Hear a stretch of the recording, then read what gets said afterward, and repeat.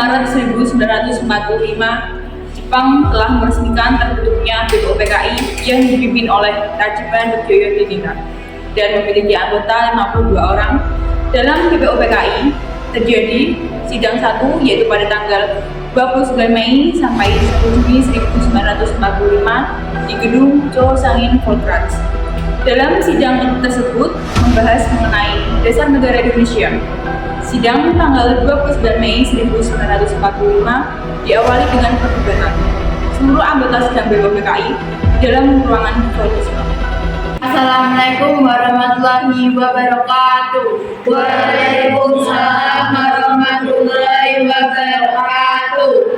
Saudara sebangsa dan setanah air, mari kita panjatkan puji syukur atas berkat dan nikmat Allah karena hari ini kita dapat berkumpul di ruangan ini. Pada hari ini kita akan membahas tentang dasar negara yang tepat.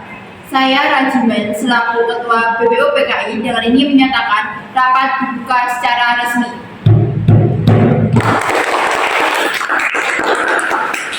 Saudara sebangsa dan setanah air, kita memang memiliki tujuan yang sama. Namun, jika kalian hanya diam, maka percuma.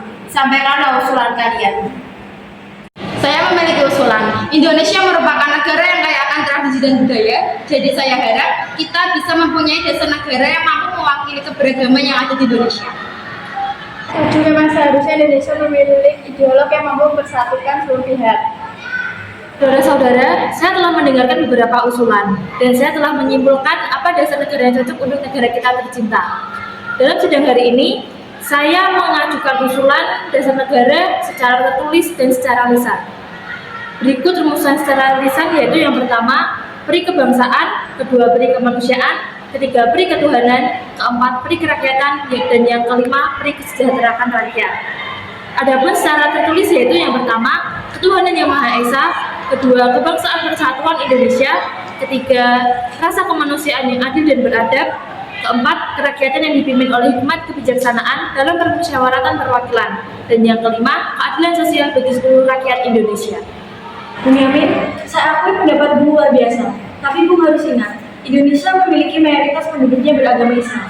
Jadi, dasar negara kita harus berdasarkan Islam.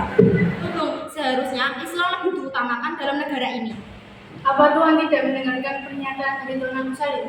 Kita membutuhkan dasar negara yang dulu bukan hanya kepada saja.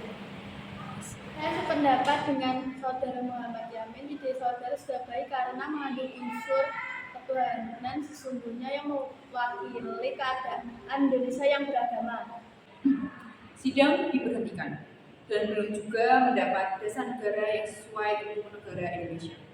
Sehingga sidang dilanjutkan pada hari selanjutnya yaitu tanggal 31 Mei 1945 di ruang Volksraad. Saudara sebangsa dan setanah air, kita telah mengadakan rapat namun belum juga mendapatkan titik terangnya. Maka pada hari ini kita berkumpul lagi dan akan membahas hal yang sama. Saudara Natulun dipersilakan untuk membacakan hasil rapat kemarin. Pada rapat sebelumnya telah mendapat satu usulan yaitu 1. Ketuhanan yang Maha Esa, 2. Kebangsaan Persatuan Indonesia, 3. Rasa kemanusiaan yang adil dan beradab, 4. Rakyat yang dipimpin oleh hikmat kebijaksanaan dalam permusyawaratan perwakilan, 5. Keadilan sosial bagi seluruh rakyat Indonesia. Namun masih ada perdebatan pada poin 1. Baiklah, apakah ada usulan lain terkait hal tersebut? Pada dasarnya agama yang tertuju pada satu Tuhan yaitu Tuhan Yang Maha Esa. Untuk apa kita memperdebatkannya? Masih banyak hal lain yang kita pikirkan. Tapi Bung, Indonesia tidak bisa disamaratakan seperti itu. Indonesia negara Islam. Allahu Akbar. Aku tidak membuat rapat dalam forum ini sendiri dengan anggotaku. Kami di sini rapat berdasarkan masyarakat. Apabila aku tidak bisa menahan dari kelompokku, silakan keluar pintu sebelah sana. Saudara sekalian, Anda telah mendengarkan pendapat dari Bung Hatta.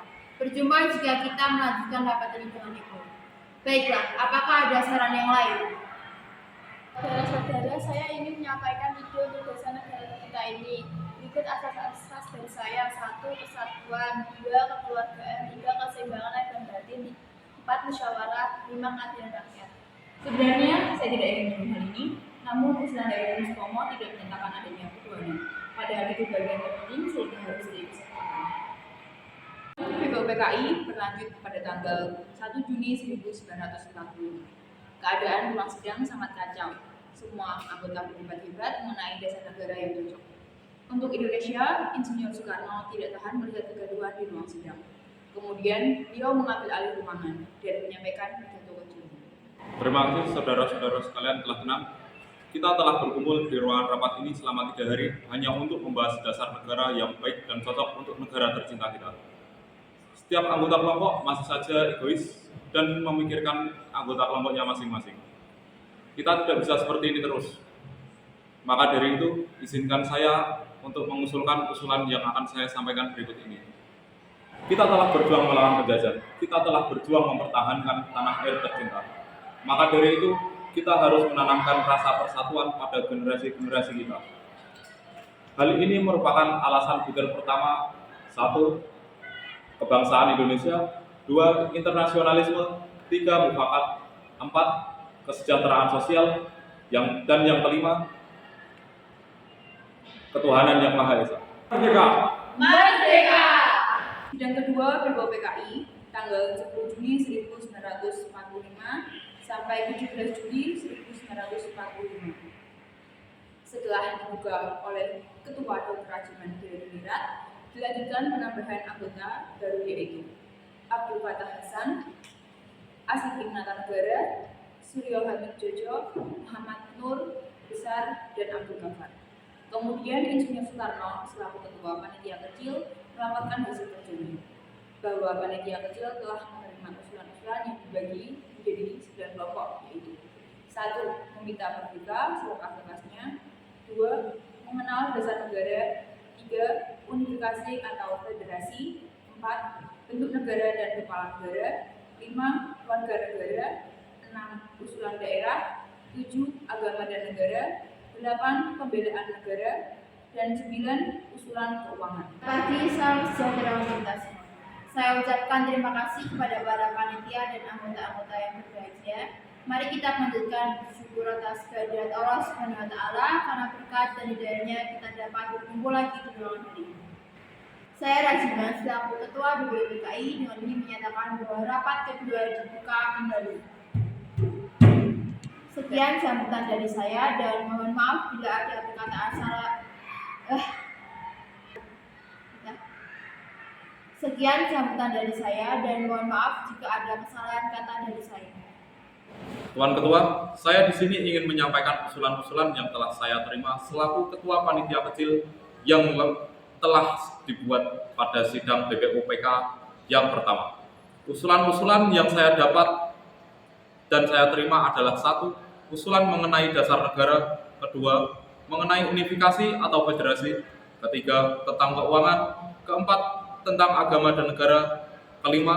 Tentang pembelaan negara. 6. Tentang warga negara. 7. Tentang bentuk negara dan kepala negara. 8. Tentang daerah. Dan yang ke-9 adalah meminta merdeka selepas-lepasnya. Pada Tuan Ketua, saya juga akan mengumumkan bahwa adanya anggota baru yaitu Abdul Fattah Hasan, Asyikin Natanegara, Muhammad Nur Besar, dan Abdul Ghafar. Saya mohon dari tuan-tuan sekalian, karena kita menghadapi saat yang suci, marilah kita mengheningkan cita.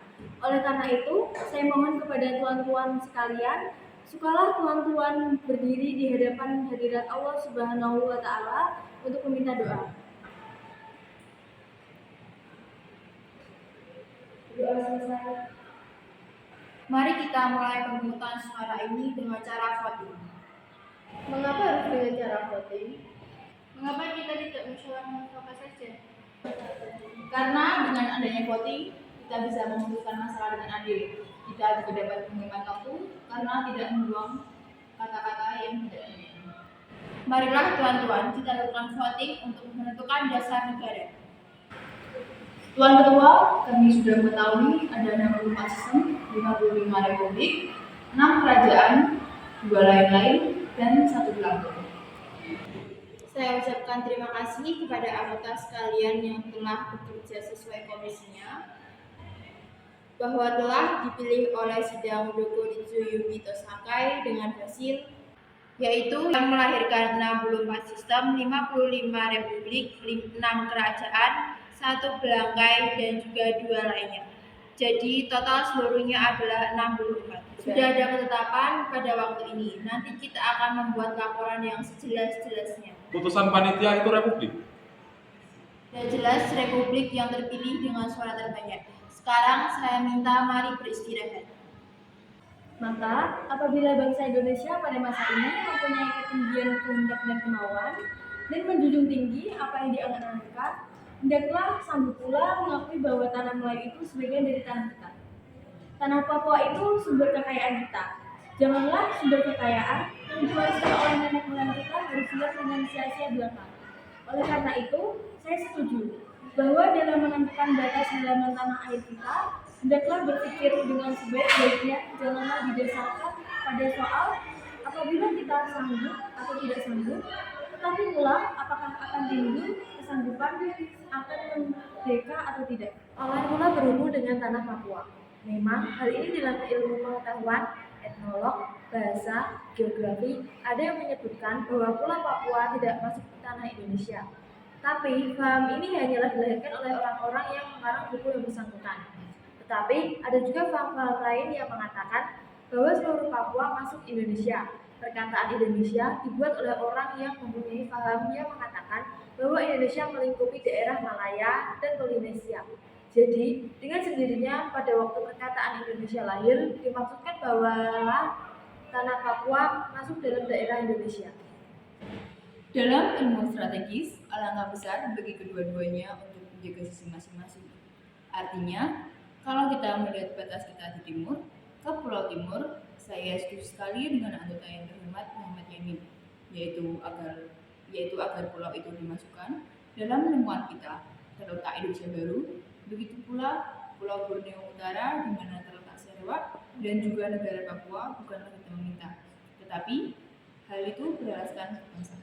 Jikalau peperangan sudah berakhir dan kemenangan telah tercapai, maka kita akan menentukan aturan-aturan itu menjadi aturan-aturan yang sesuai dengan peraturan yang ada, dengan permintaan seluas Indonesia Belanda dahulu. Bagaimana kalau kita menambah Malaya?